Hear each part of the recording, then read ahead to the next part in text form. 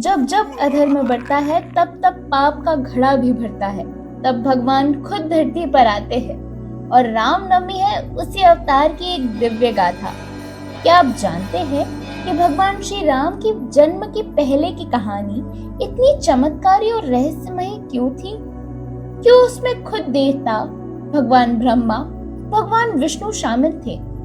आइए जानते हैं कि रामनवमी की पूरी पौराणिक कथा क्या है।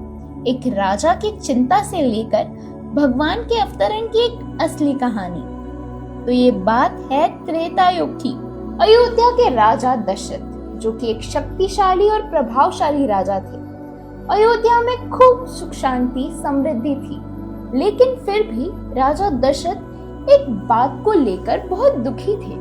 वह बात थी संतानहीनता, यानी संतान का न होना।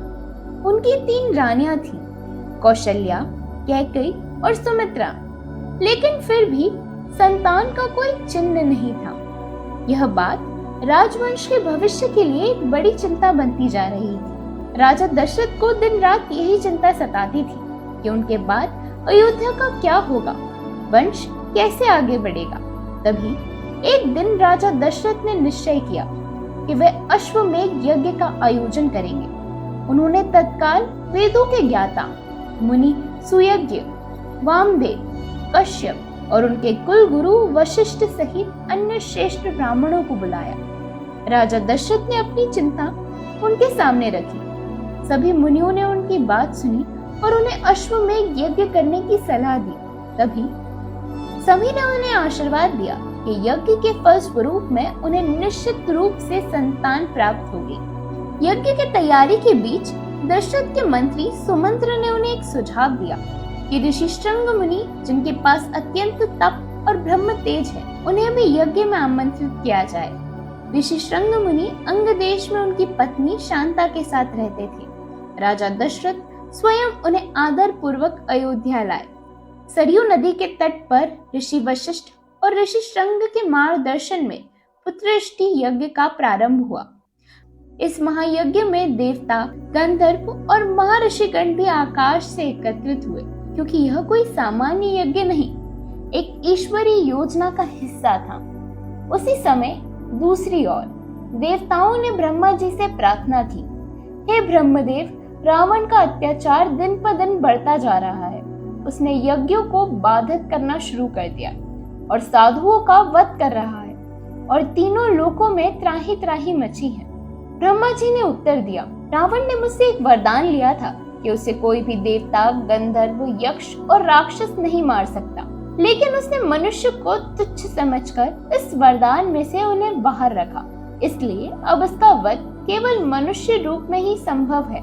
उसी समय स्वयं भगवान विष्णु वहां प्रकट हुए।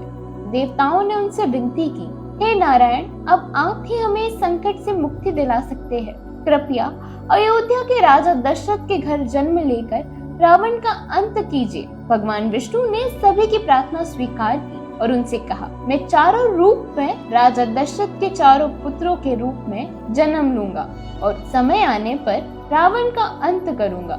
और वहीं पृथ्वी पर जब यज्ञ समाप्त हुआ तो यज्ञ कुंड में से एक तेजस्वी पुरुष प्रकट हुआ। उसके हाथ में एक सोने की परात थी, जिसमें दिव्य खीर थी जो स्वर्ण जैसी चमक रही थी। उसने कहा, राजन, यह खीर देवताओं द्वारा भेजी गई है, इसे अपनी रानियों को दीजिए, इससे आपको दिव्य संतानों की प्राप्ति होगी।